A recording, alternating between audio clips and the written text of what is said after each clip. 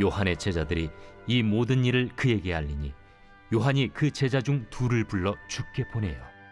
오실 그이가 당신이 오니이까 우리가 다른 일을 기다리오리이까 하라. 그들이 예수께 나아가 이르되 세례 요한이 우리를 보내어 당신께 여쭈어보라고 하기를 오실 그이가 당신이 오니까 우리가 다른 일을 기다리오리이까.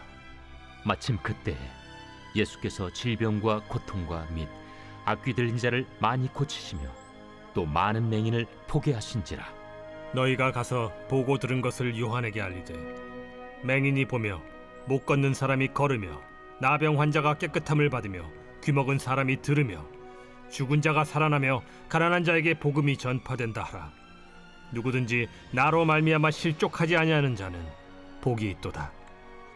요한이 보낸 자가 떠난 후에 예수께서 무리에게 요한에 대하여 말씀하시되 너희가 무엇을 보려고 광야에 나갔더냐? 바람에 흔들리는 갈대냐? 그러면 너희가 무엇을 보려고 나갔더냐? 부드러운 옷 입은 사람이냐? 보라, 화려한 옷을 입고 사치하게 지내는 자는 왕궁에 있느니라. 그러면 너희가 무엇을 보려고 나갔더냐? 선지자냐? 옳다. 내가 너희에게 이르노니 선지자보다도 훌륭한 자니라.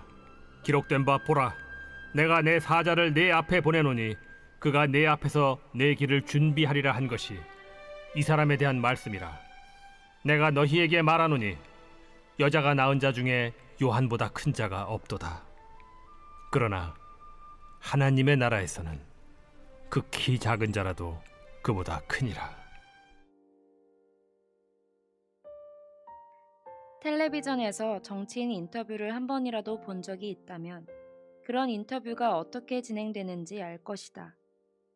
기자가 여러 가지 질문으로 압박하면 정치인은 동문서답을 하거나 화제를 바꾼다. 절대 솔직하게 답변하는 법이 없다. 주저하고 얼버무린다. 솔직하게 답변했다가는 다음날 신문에 도배된다는 사실을 알기 때문이다. 한 기자가 묻는다. 지금 당 지도부가 어려움을 겪고 있다고 말씀하신 건가요?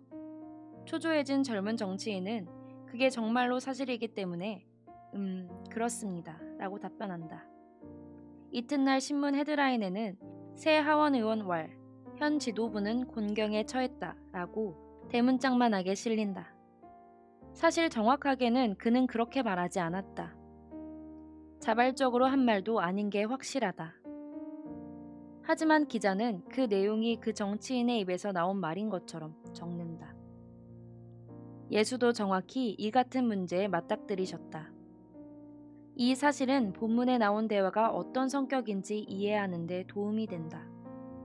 사람들이 예수 주변에 서성이면서 당국에 전해지기만 하면 그를 곤란한 지경으로 몰아넣을 이야기가 예수의 입에서 나오기만을 기다리는 상황을 상상해 보라. 그래서 그는 말이 아니라 행동으로 질문에 답하신다. 메시아가 오면 행할 것으로 성경에 기록된 그 일을 실제로 행하신 것이다. 눈먼 사람이 보고 귀먹은 사람이 듣고 심지어 죽은 사람이 살아난다.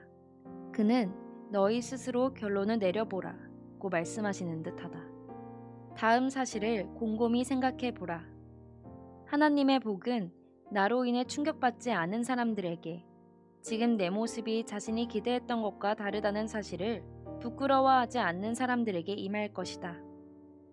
그런 후에 이번에는 예수가 질문을 던지신다.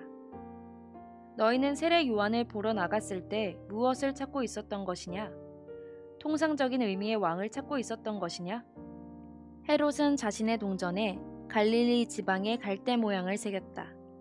그렇다면 바람에 흔들리는 갈대는 다시 출현한 옛날 아무개왕 같은 인물이란 의미를 표현하는 방식이다. 그렇지 않다. 너희에게는 이미 너희 평생을 채우고도 남을 왕과 유명인사가 있다. 너희가 원한 것은 선지자였다. 하나님께서 마침내 모든 것을 바로잡으려 오고 계신다는 선언할 사람 말이다. 너희가 옳았다. 요한은 정확히 그런 인물이었다. 지금까지는 좋다. 예수는 요한에 관한 이야기를 하시는 듯하다. 하지만 귀를 기울여 듣다 보니 결국은 예수가 자기 자신과 그의 사역에 관한 이야기를 하고 계신 것이란 사실을 깨닫는다.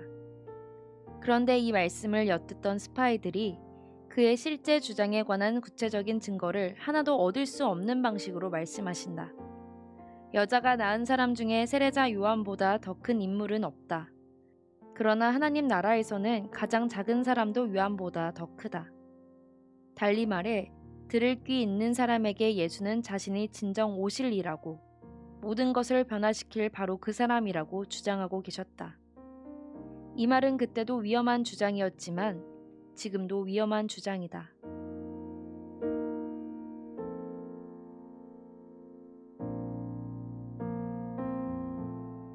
오늘의 기도. 주님이 진정으로 이 세상과 제가 속한 공동체와 저를 위해 하시고자 하는 일을 이해할 수 있도록 용기를 주시기 원합니다. 아멘.